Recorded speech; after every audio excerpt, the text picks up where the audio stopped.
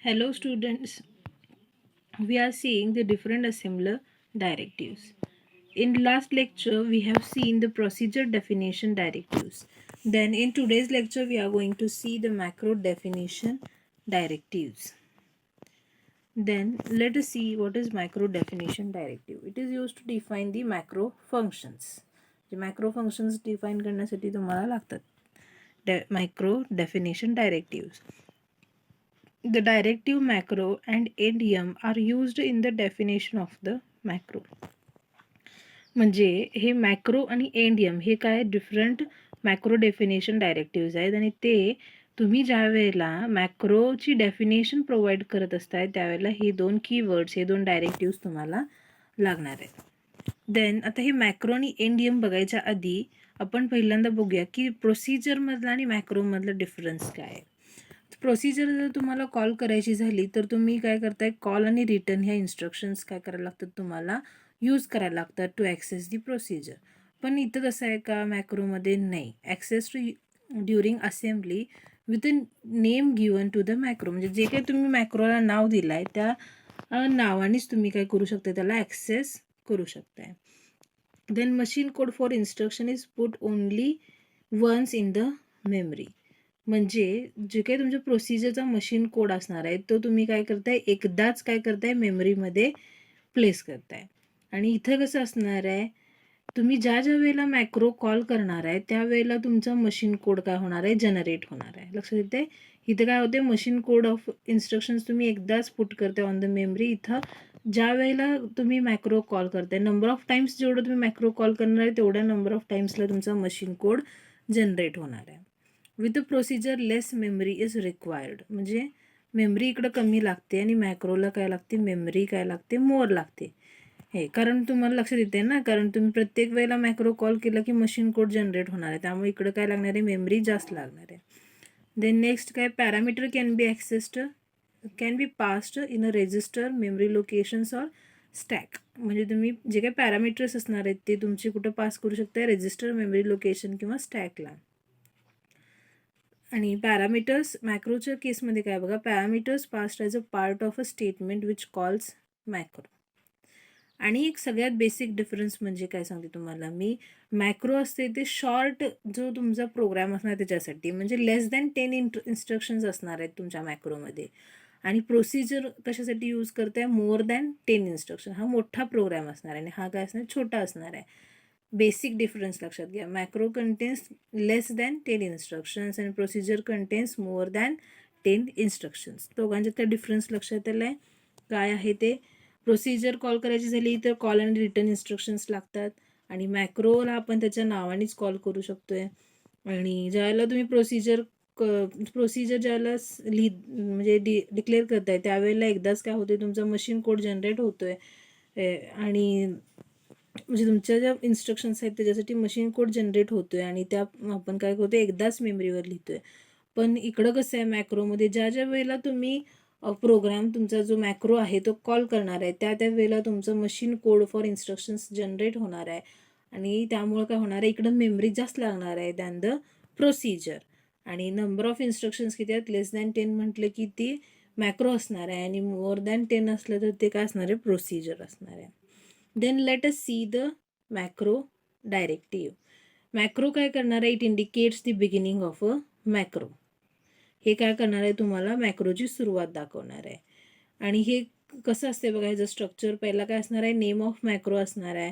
Then macro हा keyword असणार आहे आणि त्याच्यानंतर काय असणार आहेत, आर्ग्युमेंट्स जर काय असतील तर. म्हणजे काय, it consist of the name of macro followed by the macro variable किंवा कीवर्ड, सॉरी व्हेरिएबल नाही, macro keyword and then macro arguments if any. The directive macro and endium must enclose the definition, declaration or a small part of a code which have to be substituted at the invocation of a macro. म्हणजे ज्याला तुम्ही directive macro आणि एंडियम use करताय त्याच्यामध्ये तुम्ही काय करायला पाहिजे, इन्क्लूज केलं पाहिजे जो काही तुमचा डेफिनेशन डिक्लेरेशन पार्ट जो असणार आहे तो सगळा तुम्ही त्याच्यामध्ये इन्क्लूज करायला पाहिजे. मॅक्रो कीवर्डचं फंक्शन लक्षात आले का, मॅक्रो हा कीवर्ड काय दाखवणार आहे, this is the beginning of a macro. आणि त्याचं स्ट्रक्चर कसं आहे बघा. पहिला काय करणार आहे तुम्ही, मॅक्रो नेम देणार आहे. इथे दाखवलं आहे बघा जनरल फॉर्मॅट. पहिला काय आहे, मॅक्रो नेम. देन मॅक्रो हा काय झाला तुमचा कीवर्ड झाला. आणि हे काय जर आर्ग्युमेंट्स इफ एनी असतील तर तुम्ही देणार आहे. हे एक्झाम्पल दिलं आहे बघा. डिस्प मॅक्रो मेसेज MSG. म्हणजे डिस्प काय आहे तुमचं, डिस्प काय झालं तुमचं मॅक्रोचं नेम झालं, तो एक व्हेरिएबल झाला. मॅक्रो हा काय झाला कीवर्ड झाला. आणि हे मेसेज MSG जे आहे ते तुमचं काय झालं आर्ग्युमेंट्स झालं तुमचं. ते पण काय झालं एक व्हेरिएबलच झाला. लक्षात येते. आणि हा जर काय ते डेफिनेशन डिक्लेरेशनचा पार्ट आहे. आणि एंड यम हे कीवर्ड यूज केलं आहे. आणि ह्या दोघांच्या मध्ये काय तुमचं डेफिनेशन डिक्लेरेशन जे काय असणार आहे तो पार्ट इन्क्ल्यूड केला आहे. देन आता बघा, the macro mentioned in this example whose name is DISP. म्हणजे इथं काय हे याचं नाव काय आहे, डिस्प आहे या मॅक्रोचं. देन मॅक्रो हा काय कीवर्ड आहे. आणि मेसेज हे काय आर्ग्युमेंट आहे तो. लक्षात आहे. Whose name is disp can be called by writing macro name. म्हणजे तुम्ही मॅक्रोचे नेम डिस्प असं लिहून सुद्धा त्याला कॉल करू शकताय अलॉंग विथ इट्स आर्ग्युमेंट. म्हणजे डिस्प आणि जे काही तुमचं आर्ग्युमेंट असेल ते असं तुम्ही त्याला कॉल करू शकताय. The macro definition are called open subroutine. जे काही तुम्ही मॅक्रो डेफिनेशन प्रोव्हाइड करायला लागलाय त्याला तुम्ही ॲज अ ओपन सबरुटीन असं सुद्धा म्हणू शकताय. Macro gets expanded if it is called. म्हणजे मॅक्रो कधी एक्सपांड होणार आहे, ज्या वेळेला तुम्ही त्याला कॉल करणार आहे त्यावेळेला. देन जे मॅक्रोची कन्सेप्ट आहे हे एक्झाम्पल बघितल्यानंतर तुम्हाला काय होईल अगदी क्लिअर होईल. Dot data. देन नेक्स्ट काय MSG1DB. आता ह्याच्यामध्ये काय welcome to computer department. MSG2DB that is hardware laboratory. हा तुमचं काय मेसेज डिस्प्ले करायचा आहे. तो मेसेज आहे तो तुमचा मेसेज 1 आणि मेसेज 2 मध्ये respectively welcome to computer department आणि हार्डवेअर लॅबोरेटरी असे 2 मेसेजेस आहेत.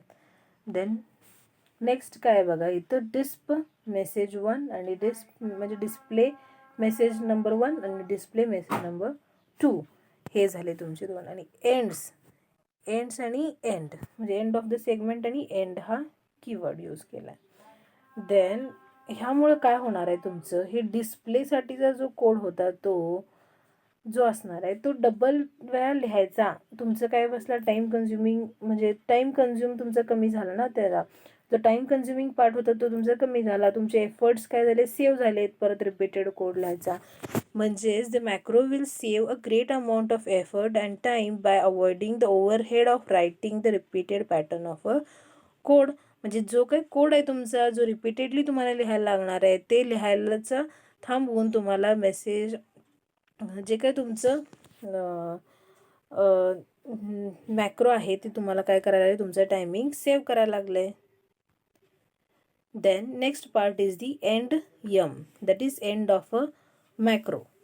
एंड ऑफ मॅक्रो म्हणजे ह्या एंड यमवरूनच कळते तुम्हाला हे काय दाखवणार आहे. It informs the assembler that this is the end of the macro. त्यामुळे डायरेक्टिव्ह मॅक्रो आणि एंड यम आपण दोन्ही काय करतोय कंबाईनली यूज करतोय to enclose the definition declaration or a small part of a code which have to be substituted in the invocation of the at the invocation of a macro.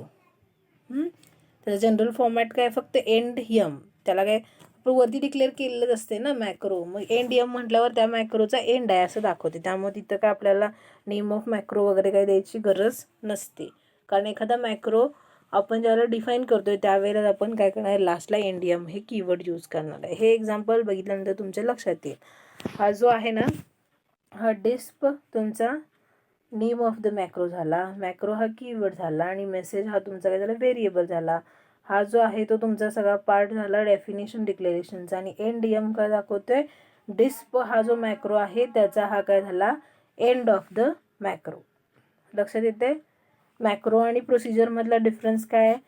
प्रोसिजरला जर call करायचं झालं तर आपल्याला call आणि return instruction लागतात. पण तसं आहे का मॅक्रोमध्ये नाही. मॅक्रोला आपण काय डायरेक्ट त्याच्या नावाने कॉल करू शकतोय. मग इथं ज्यावेळेला आपण एक प्रोसिजर ज्यावेळेला लिहितोय त्यावेळेला काय त्याचे जे काय म्हणजे तुमचे हे असणार आहेत मशीन कोड्स असणार आहेत ते मशीन कोड्स तुम्ही काय करताय डायरेक्टली एकदाच मेमरीवर तुमची जाणार आहेत, एकदाच सेव्ह होणार आहेत. पण इथं मॅक्रोला ज्या ज्या वेळेला तुम्ही कॉल करणार आहे त्यावेळेला प्रत्येक वेळेला त्या प्रत्येक इन्स्ट्रक्शनचं मशीन कोड जनरेट होणार आहे. त्यामुळे इकडं मेमरी जास्त लागणार आहे दॅन द प्रोसिजर. मग मॅक्रोचा आणि एक पार्ट काय, लेस दॅन 10 इन्स्ट्रक्शन्स असतात आणि इकडं प्रोसिजरमध्ये मोर दॅन 10 इन्स्ट्रक्शन्स असतात. आणि प्रोसिजर मॅक्रो आणि एंडियम हे 2 कीवर्ड्स आहेत जेणेकरून आपल्याला मॅक्रो डेफिनेशन देता येईल. आणि मॅक्रो काय इंडिकेट करते, beginning of a macro indicate करते आणि एंडियम जो आहे तो तुमचा काय करतोय, this is the end of a macro, हे तुम्हाला काय करते ते दाखवते. लक्षात आले? आज आपण काय बघितलंय, macro definition directives. Then today we will stop here and thank you.